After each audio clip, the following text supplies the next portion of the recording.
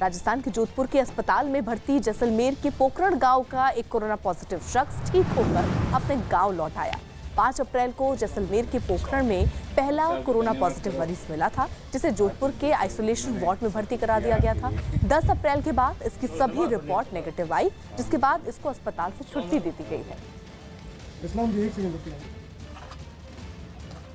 गया सुरक्षित गया, वहाँ से इलाज मेरा बिल्कुल सही टाइम पे हुआ, खाना भी टाइम पे, तबीयत मेरी सही हो गई। वापस मेरे को सरकारी गाड़ी से वापस लाया गया। बिहार के पूर्णिया के गांवों में सोशल डिस्टेंसिंग का पालन नहीं हो रहा है। यहाँ बैंकों जैसी जगहों पर भीड़भाड़ और लोगों का जमावड़ा अभी भी देखने को मिल रहा है। लोगों का कहना है कि जब तक पुलिस की तैनाती रहती है तब तक लोग सही तरीके से इसका पालन करते हैं, लेकिन पुलिस की गैर मौजूदगी में भीड़ लग जाती है। कुछ लोग हैं जो नहीं मानने को तैयार है, क्या कर सकते हैं। महिला है, उनको हम लोग ज़्यादा ये भी नहीं कर सकते। सबको समझा रहे हैं कि अगल बगल रहिए, भीड़ मत लगाइए, उधर बहुत जगह खाली है, पेड़ के पास जाकर बैठिए, कुछ जानवर है, लेकिन नहीं समझने को तैयार है। क्या करें। प्रशासन से भी हम लोग बोले हैं कि यहाँ कम से कम एक गार्ड होना चाहिए। बिहार के मधुबनी में नेपाल से लौट रहे 9 मजदूरों को क्वारंटीन किया गया। बताया जा रहा है कि ये मजदूर बिहार के मोतिहारी जिले के रहने वाले हैं, जो पिछले कुछ समय से नेपाल में काम कर रहे थे। लेकिन कोरोना का खतरा बढ़ने के बाद ये लोग चोरी छिपे सीमा पार करके पैदल ही अपने गांव वापस लौट रहे थे। लेकिन सीमा पार करते ही पास के इलाके में ग्राम रक्षा दल के लोगों ने इन्हें पकड़ लिया। आरोप है कि नेपाल से भारत की सीमा में घुसने में उनकी मदद नेपाल पुलिस ने की, जिसके बाद पूरे मामले की जाँच भी शुरू कर दी गई है। झारखंड के गुमला में दूसरे राज्य से आए 11 मजदूरों को पुलिस ने पकड़ लिया और उन्हें क्वारंटीन कर दिया गया है। पुलिस के मुताबिक ये मजदूर एमपी और छत्तीसगढ़ के रहने वाले हैं, जो पटना में काम कर रहे थे, लेकिन लॉकडाउन के बढ़ने की वजह से पैदल ही अपने घर जाने के लिए निकले। पुलिस इस बात की जांच कर रही है कि सीमा सील होने के बावजूद मजदूर सीमा पार करके दूसरे जिले और राज्यों में कैसे पहुंच रहे हैं। झारखंड के जामताड़ा में कोरोना वायरस से बचाव के लिए दूसरी बार मॉक ड्रिल का आयोजन किया गया और इस मॉक ड्रिल के तहत एक कोरोना पॉजिटिव मरीज को अस्पताल तक पहुंचाने का सही तरीका बताया गया। मॉक ड्रिल में प्रशासन, स्वास्थ्य और पुलिस विभाग के साथ साथ सफाई कर्मियों ने भी हिस्सा लिया। इसके जरिए बताया गया कि किसी कोरोना मरीज के मिलने की स्थिति में किस तरह की सावधानी बरतते हुए उसे अस्पताल तक पहुँचाना होगा। जब मान लिए कि हमारे जिले में अगर पॉजिटिव केस आ जाता है तो ये मॉक ड्रिल इसीलिए है कि लोगों को प्रैक्टिस हो कि क्या करना है। ऐसा नहीं है कि स्टेट ऑफ कंफ्यूजन में लोग पहुंच जाए कि अब केस आ गया तब क्या करें, ठीक है। तो इससे फिर उस समय केओस का सिचुएशन क्रिएट हो जाएगा। बेसिकली ये है कि आप सबको अपना अपना काम बता दिया गया है कि आपको जब केस हो जाएगा तो आपको क्या करना है। झारखंड के चाईबासा में सोशल डिस्टेंसिंग की जमकर धज्जियां उड़ रही हैं। चाईबासा की एक पंचायत के कुछ लोगों ने अपने इलाके में बाहरी लोगों की एंट्री रोकने के लिए बैरिकेड तो लगा दिए हैं, लेकिन खुद सोशल डिस्टेंसिंग का पालन नहीं कर रहे हैं। इस इलाके में हर जगह भीड़ लगी दिखाई दी। खास बात ये कि पुलिस के कई बार समझाने के बावजूद इन लोगों ने अपना मुंह और नाक भी नहीं ढका। दिहाड़ी मजदूरों की इस बस्ती में जिला प्रशासन और दूसरे सामाजिक कार्यकर्ता भी बाहर से राशन बांटकर चले जाते हैं। लॉकडाउन की वजह से झारखंड के साहिबगंज के किसान बुरी तरह से बेहाल है। ना तो सब्जियों को मंडी तक ले जाने का साधन है और ना मंडी में ज्यादा खरीदार मिल रहे हैं। इस बीच बेमौसम बारिश ने भी सब्जी और फसल जो है वो बर्बाद कर दी है। ऐसे में कभी खेत में ही सब्जी खराब हो रही है तो कभी किसान कम दाम पर सब्जी बेचने को मजबूर हो रहे हैं। बिक्री ना होने से सब्जी के किसानों को अब घर चलाना भी मुश्किल हो रहा है। क्या करेंगे तब? अब घुरागा भी रखने वाला सौदा नहीं है ना, सर से रखेंगे घर में, उसको तो बेचना ही पड़ेगा। कम दाम में निकाल देते हैं। हाँ, कम दाम में निकालते हैं। 20 बेचते हैं तो वहाँ 10 बेचते हैं, जहाँ 10 बेचते हैं तो 5 बेचते हैं। उसे निकलवा 10 रुपया करके बेचते हैं, जाके 20 रुपया बिकता है। दिल्ली के डिप्टी सीएम मनीष सिसोदिया ने फीस न मिलने पर ऑनलाइन क्लास बंद करने की शिकायत मिलने के बाद निजी स्कूलों पर बड़ा फैसला लिया। मनीष सिसोदिया ने ऐलान किया कि कोई भी निजी स्कूल बिना इजाजत फीस नहीं बढ़ाएगा और सिर्फ ट्यूशन फीस ही ली जाएगी। यही नहीं, सिसोदिया ने निजी स्कूलों को सभी टीचर और स्टाफ को वक्त पर वेतन देने का आदेश भी दिया है। तो निजी स्कूलों पर सिसोदिया का ये एक बड़ा ऐलान, जहां ये बात कही गई है कि कोई भी निजी स्कूल जो है वो बिना इजाजत फीस नहीं बढ़ाएगा। सिर्फ ट्यूशन फीस ही ली जाएगी। और इसके साथ ही साथ मनीष सिसोदिया ने यह भी कहा कि निजी स्कूलों को सभी टीचर और जो उनके स्टाफ हैं उनको वक्त पर वेतन देना भी होगा। अगर वो वेतन नहीं देते तो उन पर कार्रवाई भी हो सकती है। कि कोई भी स्कूल 1 महीने की ट्यूशन फीस के अलावा किसी भी तरह की और फीस चार्ज नहीं करेगा, ना ट्रांसपोर्टेशन फीस, ना कोई और एनुअल चार्जेस, ना कोई भी स्कूल सिर्फ इस वजह से कि कोई बच्चे ने फीस नहीं दी है उसको ऑनलाइन क्लासेस में शामिल होने से टर्मिनेट नहीं करेगा, उसको रोकेगा नहीं।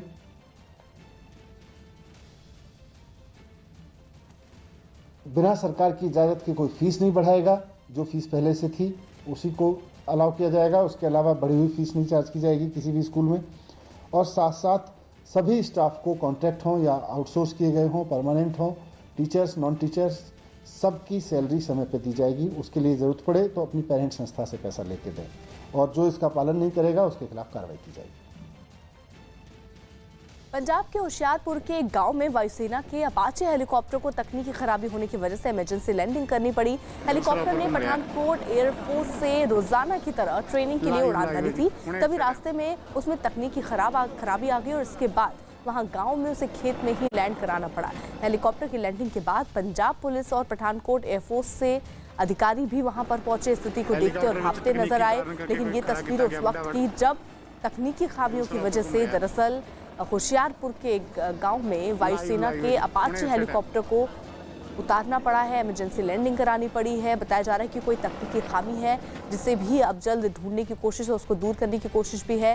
हेलीकॉप्टर ने पठानकोट एयरफोर्स से रोजाना की तरह ट्रेनिंग के लिए उड़ान भरी थी, तभी रास्ते में उसमें तकनीकी खराबी आ गई, जिसके बाद वहां गाँव में उसे खेत में ही लैंड कराना पड़ा। लाइव है जी हुणे उसी टाइम।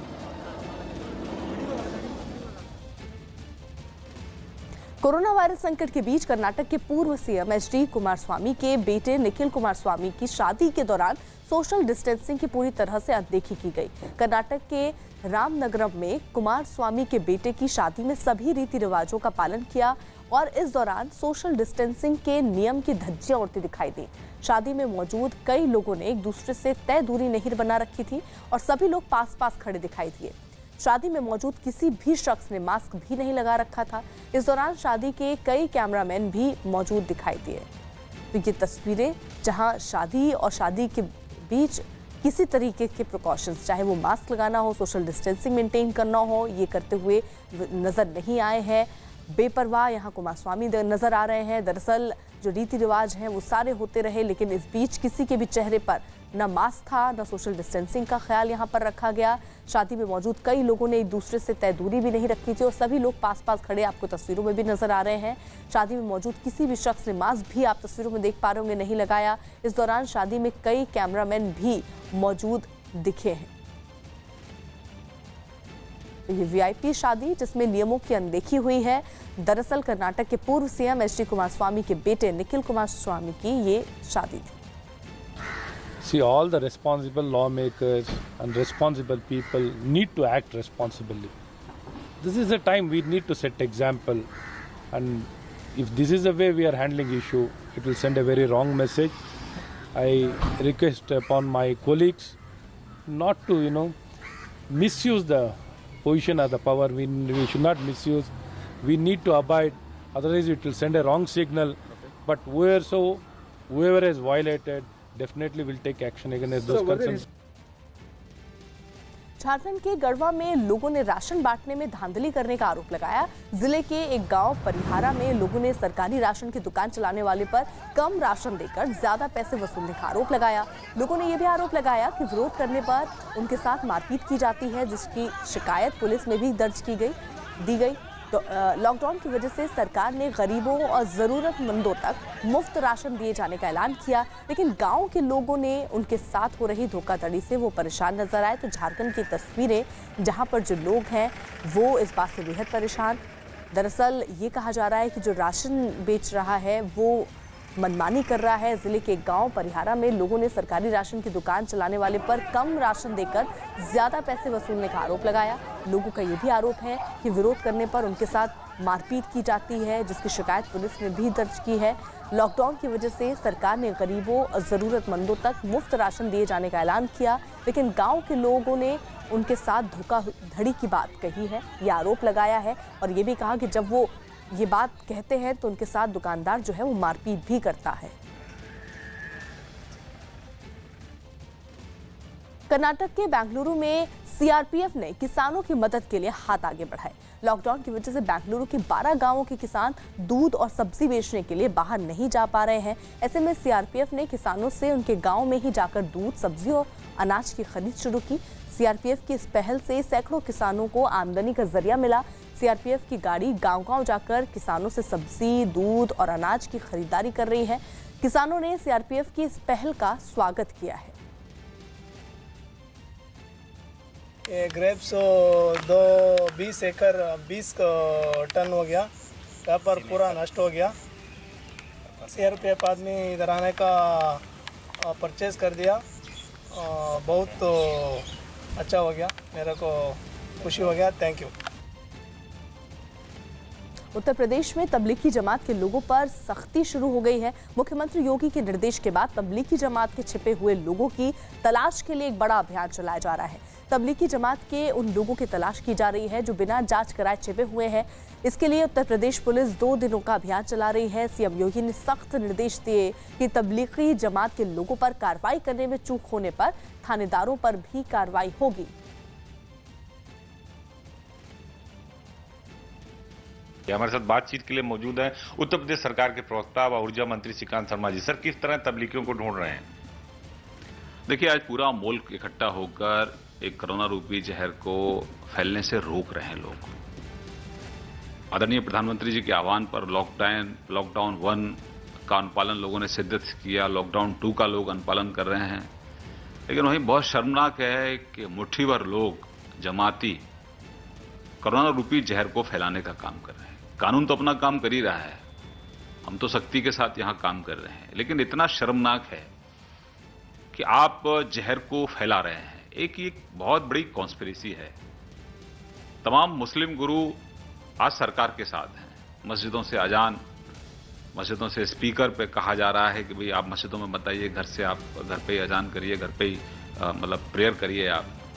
तो सब लोग सहयोग कर रहे हैं और ये जमात के कुछ लोग हैं जो एक कॉन्स्पिरेसी के तहत इस कोरोना रूपी जहर को फैलाने का काम कर रहे हैं। बहुत गलत है और आप उन परिवारों के लिए भी आप कहीं ना कहीं मौत लेकर जा रहे हैं जिन घरों में आप रुक रहे हैं, जिस क्षेत्र में आप रुक रहे हैं वहां भी आप तो छापेमारी शुरू हो गई, गलत काम कर रहे हैं। तो छापेमारी जारी है और बख्शे नहीं जाएंगे लोग, किसी भी कॉस्ट पर नहीं बख्शे जाएंगे। और वो तमाम लोग जो हमारे स्वास्थ्य कर्मी हैं, हमारे पुलिस कार्मिक हैं और हमारे जो योद्धा हैं कोरोना के खिलाफ जो जंग में, उन पर कहीं कोई पथराव करेगा या उन पर कोई हमला करने की कोशिश करेगा तो ऐसे लोगों के खिलाफ भी सख्त कार्रवाई हमारी सरकार कर रही है और आगे भी करेगी। तो हम न्यूज़ 18 के माध्यम से अपील करते हैं कि जहां भी जमाती छुपे हैं आप बाहर आ जाओ, नहीं तो फिर आपको कोई बचा नहीं पाएगा। कानून सख्ती के साथ अपना काम करेगा। आप जहर को फैला रहे हैं, आज पूरा मुल्क जहर को फैलने से रोक रहा है, आप जहर को फैलाने का काम कर रहे हैं। तो इनके आकाओं के खिलाफ भी सख्त कार्रवाई केंद्र की सरकार कर रही है और ये जो इनके यहाँ हमारे प्रदेश में जो छुपे हुए हैं इनको भी बाहर निकालेंगे और उनके खिलाफ सख्त कार्रवाई करेंगे। देश के सबसे बड़े न्यूज नेटवर्क 18 के Hindi news channel news 18 India ने लॉकडाउन के दौरान एक पॉजिटिव सोशल कैंपेन शुरू किया है। स्टार्स का स्कूल, घर में रहे कोल। और हम इस मुहिम में हमारे साथ जुड़े हैं टीवी की दुनिया के सुपर स्टार्स। तो मस्त रहिए, मलंग रहिए और घर में अपने परिवार के संग रहिए। नमस्कार, मैं हूं शरद मल्होत्रा, चेहरे पर मुस्कान लिए। आज आप सबसे कुछ कहना चाहता हूं। कहना भी क्या, जो हाल आपका है वो हमारा भी है। इस लॉकडाउन पीरियड में पूरा देश ही नहीं, पूरा विश्व इस महामारी से जूझ रहा है और ऐसे में ख्याल अच्छे नहीं बुरे ही आएंगे।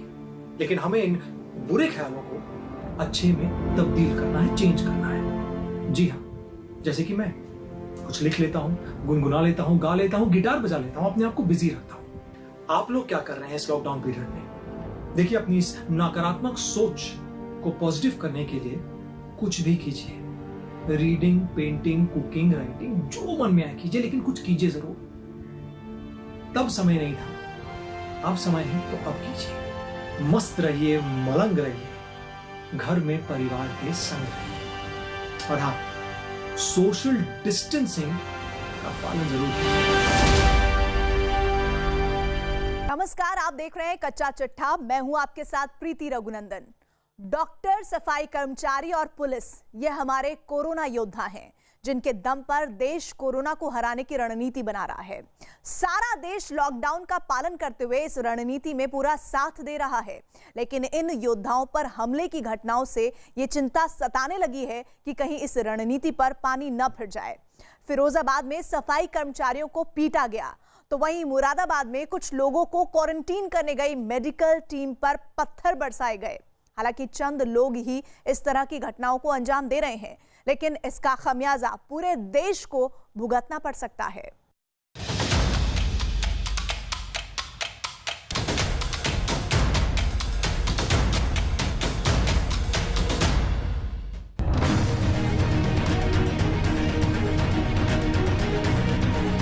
वो देवदूत बनकर बचाने आए थे, लेकिन लोग उन पर पत्थर बरसाते रहे।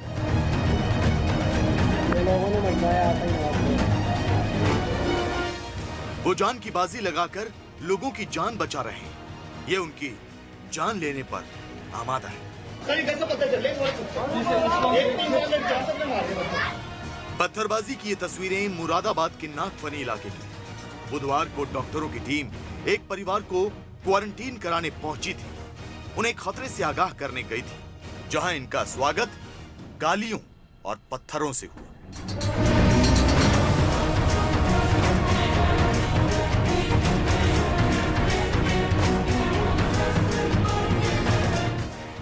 आज हम आपको मुरादाबाद की ये पूरी कलंक कथा दिखाएंगे। ये भी बताएंगे कि कैसे दूसरों की जान बचाने वाले कोरोना योद्धाओं को अपनी जान दांव पर लगानी पड़ रही है।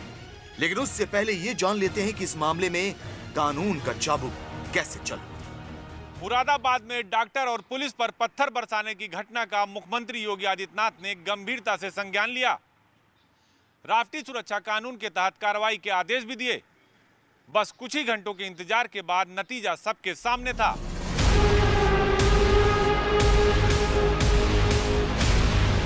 मुरादाबाद घटना में कुल 17 लोगों को गिरफ्तार किया गया है, जिनमें 10 पुरुष और 7 महिलाएं भी। इन लोगों पर कुल 15 से भी ज्यादा धाराएं लगाई गई। पुलिस टीम ने वहाँ पे इन्फोर्समेंट ले दी, वहाँ पे 2 लोगों की अरेस्टिंग करी जो वहाँ पे इसमें इन्वॉल्व थे। अब तक कुल 17 लोग की अरेस्टिंग हो चुकी है, जिसमें 10 पुरुष हैं, 7 महिलाएं हैं, और लोगों की भी अरेस्टिंग के लिए टीम बताई जा चुकी है।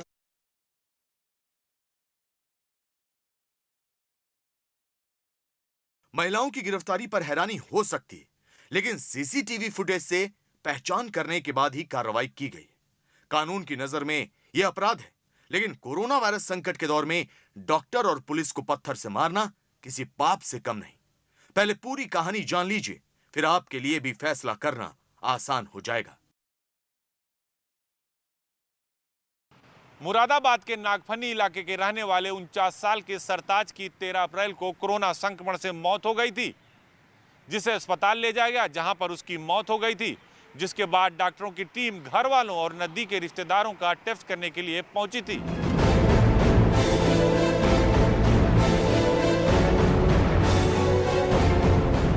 डॉक्टरों की टीम पुलिस के साथ सरताज अली के घर गई। लोगों ने पहले बहस की, फिर भी समझाने के बाद वो अस्पताल जाने के लिए तैयार हो गए। लोगों को एम्बुलेंस में बिठा लिया गया।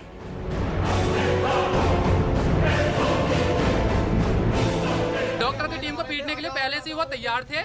जैसे कि हम लोगों उन्होंने एकदम कहा, बोले गाड़ी में से उतरो। जब पत्थर बरसाने चालू करे तो सर हम अपनी जान बचा के भागे। हर तरफ से पत्थर बरसने लगे, छतों से, सामने से, जहां देखो वहां से। लोग डॉक्टर और पुलिस टीम को पत्थर से मारे जा रहे थे। एम्बुलेंस को तोड़ दिया गया, यहां तक कि पुलिस की गाड़ियों को भी नहीं बख्शा गया। ये पुलिस की गाड़ी है यहाँ की, जो स्वास्थ्य विभाग की टीम के साथ पुलिस यहाँ आई थी। इस गाड़ी को भी तोड़ा गया है। आप देखिए, इसका लॉक बाहर आ गया है, इसका कलर बाहर निकल चुका है, और अंदर भी गाड़ी में पथराव है। मैं अपने वीडियो जर्नलिस्ट से कहूँगा वो दिखाएंगे। इधर से देखिए कि अंदर भी गाड़ी में, पुलिस की गाड़ी में पथराव हुआ है। तो लोग ये नहीं सोच रहे हैं कि जो पुलिसकर्मी और डॉक्टर अपनी जान पर खेलकर अपने परिवार को छोड़कर वो उनकी मदद करने आ रहे हैं और उनके ऊपर इस तरह पथराव किया जा रहा है, जो लोग इस महामारी के समय उनकी जान बचा रहे हैं।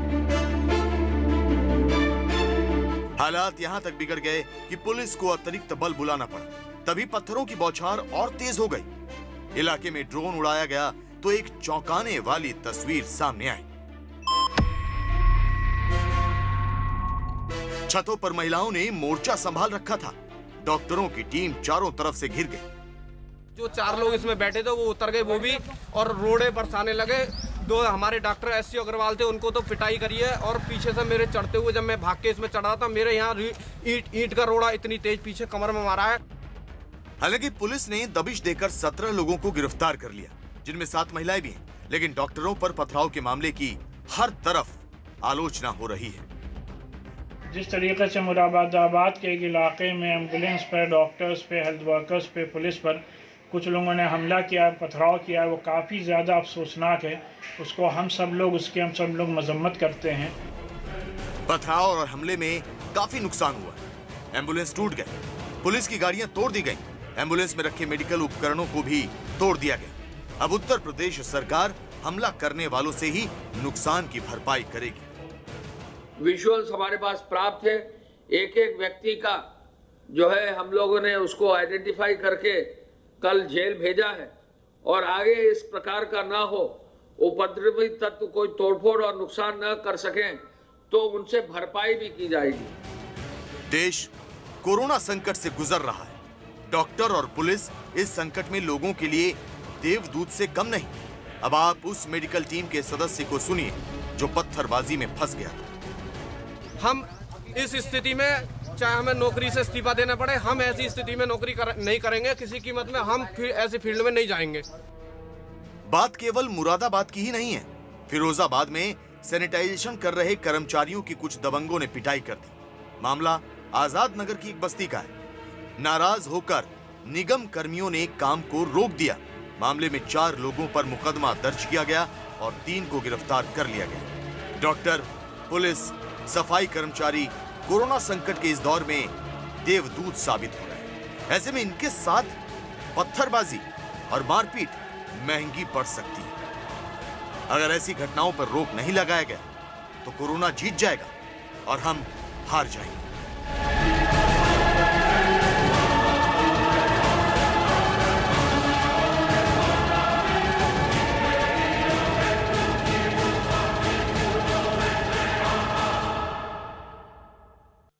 डॉक्टर, नर्स, कंपाउंडर, ये सब एक साथ मिलकर कोरोना के मरीजों की जान बचाने की कोशिश कर रहे हैं।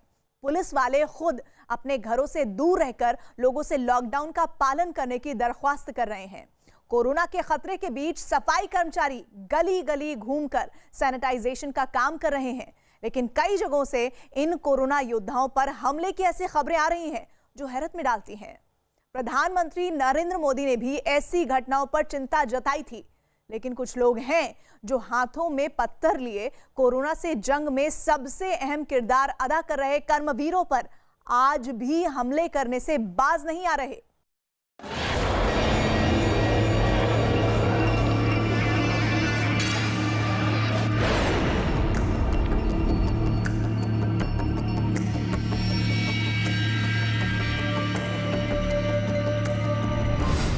फिरोजाबाद में सफाई कर्मचारियों की पिटाई, मुरादाबाद में डॉक्टरों पर हमला। कुछ स्थानों से ऐसी घटनाओं की जानकारी भी मिली है जिसमें हृदय को गहरी चोट पहुंचती है, बहुत दर्द होता है, पीड़ा होती है। इंदौर में पुलिस टीम को घेरा। डॉक्टर आपकी जान बचाने के लिए आए, नर्सेज आपकी जान बचाने के लिए आए और आपने उन पर पत्थर बरसा दिया। ये तस्वीरें चौंकाती हैं, हैरत में डालती हैं। एक तरफ देश कोरोना के खिलाफ जंग छेड़े हुए है। डॉक्टर, पुलिस और सफाई कर्मचारियों की अगुवाई में सारा देश लॉकडाउन का पालन कर रहा है। लेकिन हमारे योद्धाओं के खिलाफ मामले बढ़ते चले जा रहे हैं। पुलिस टीम पर हमला किया जा रहा है, डॉक्टरों के साथ बदसलूकी की जा रही है, सैनिटाइजेशन कर रहे सफाई कर्मचारियों को पीटा जा रहा है। कई जगहों पर तो मरीजों की देखभाल कर रहे पैरामेडिकल स्टाफ को घर छोड़ने के लिए भी कहा गया। प्रधानमंत्री नरेंद्र मोदी ने भी इस तरह के मामलों पर चिंता जताई थी। इस महामारी से हम लोगों को बचाने के लिए जो काम में लगे हैं, डॉक्टर हैं, नर्स हैं, मेडिकल के लोग हैं, सफाई के लोग हैं, अगर उनके साथ बुरा बर्ताव होता है तो आप भी अगर वहां उस इलाके के लोगों को जानते हैं, उनको चेतावनी दीजिए, उनको समझाइए ये गलत कर रहे हैं। कोरोना वायरस का कोई इलाज नहीं है, इसलिए डॉक्टर संक्रमित लोगों का इलाज कर रहे हैं। तो इस दौरान कई डॉक्टर खुद संक्रमित भी हो गए, तो कईयों ने जिंदगी तक गंवा दी। कोरोना का इलाज करते हुए अभी तक 4 डॉक्टरों की मौत हो चुकी है। 100 से ज्यादा डॉक्टर और नर्स का कोरोना टेस्ट पॉजिटिव निकला है। फिर भी कुछ खास इलाकों में इन पर पत्थर बरसाए जा रहे हैं, हमला किया जा रहा है। अपनी जान बचाने के लिए डॉक्टरों को मजबूरी में कई इलाकों में जाने से मना करना पड़ रहा है। हालांकि वो ऐसा करना नहीं चाहते, लेकिन जान तो सबको प्यारी होती है। ऐसे में अल्पसंख्यक मामलों के मंत्री को सामने आकर अपील करनी पड़ी। जो हमारे सुरक्षा कर्मी हैं, हमारे जो स्वास्थ्य कर्मी हैं, जो हमारे सफाई कर्मी हैं, ये सारे के सारे हमारी सेहत और सलामती के लिए काम कर रहे हैं।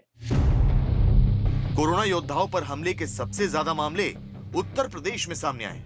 इस पर लगाम लगाने के लिए योगी सरकार ने अब कई कड़े फैसले कर लिए हैं। पुलिस और स्वास्थ्य कर्मियों पर हमला करने वालों पर अब एनएसए के तहत कार्रवाई की जाएगी।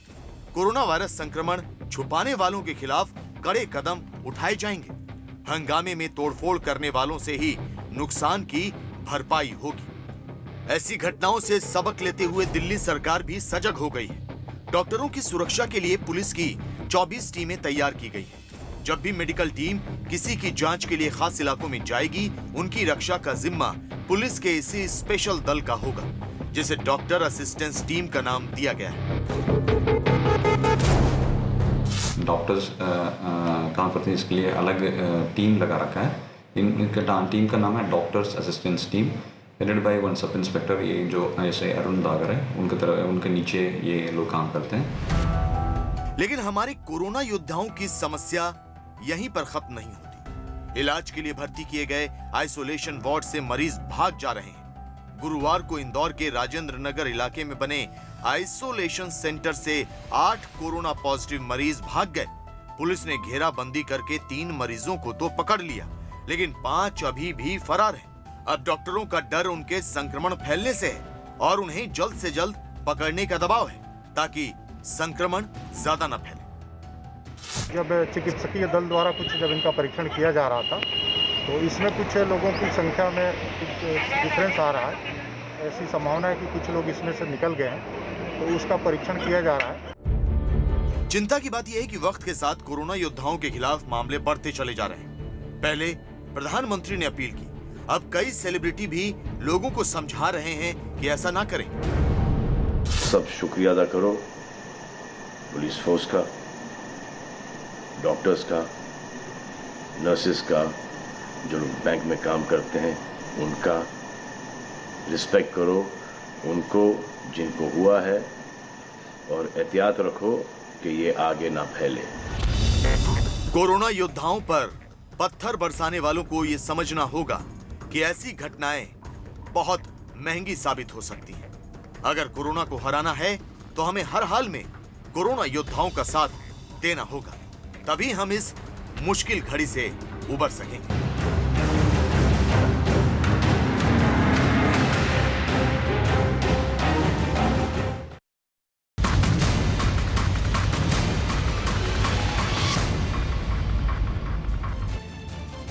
नमस्कार, दोपहर के 3 बज रहे हैं। आप देख रहे हैं न्यूज 18 इंडिया पर 3 बजे का कोरोना बुलेटिन। मैं हूं आपके साथ प्रीति रघुनंदन। इस वक्त बड़ी खबर, बीजेपी नेता बबीता फोगाट ने उन्हें फोन पर धमकी दिए जाने का दावा किया है। बबीता ने ट्विटर पर एक वीडियो शेयर किया है जिसमें वो ये कहती नजर आ रही हैं कि कुछ दिनों पहले उन्होंने कुछ ट्वीट किए थे, जिसके बाद कुछ लोग ट्विटर और फेसबुक पर उनके लिए अपशब्दों का इस्तेमाल कर रहे हैं और फोन पर धमकी भी दे रहे हैं।